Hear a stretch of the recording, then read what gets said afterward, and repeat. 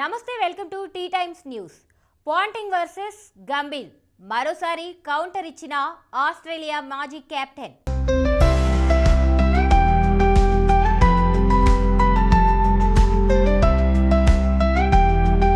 Border Gavaskar ట్రోఫీలో భాగంగా ఆస్ట్రేలియాతో 5 మ్యాచ్ల టెస్ట్ సిరీస్ను టీమిండియా ఆడనుంది.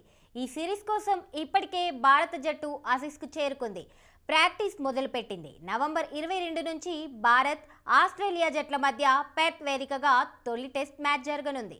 ఇదిలా ఉంటే టీమిండియా స్టార్ ఆటగాడు విరాట్ కోహ్లీ ఫామ్పై ఆస్ట్రేలియా దిగ్గజ ఆటగాడు రికీ పాంటింగ్ విమర్శలు చేయగా భారత head coach Gautam Gambhir counter ఇచ్చిన సంగతి తెలిసిందే.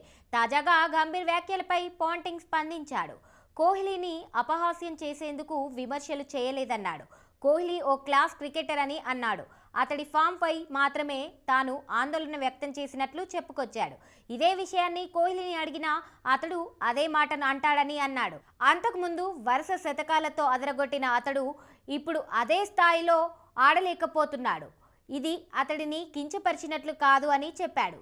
గతంలో ఆస్ట్రేలియాతో అతడు అద్భుతంగా ఆడాడని, ఈసారి కూడా ఆ స్థాయిలో అతడు చెలరేగే అవకాశం ఉందన్నాడు.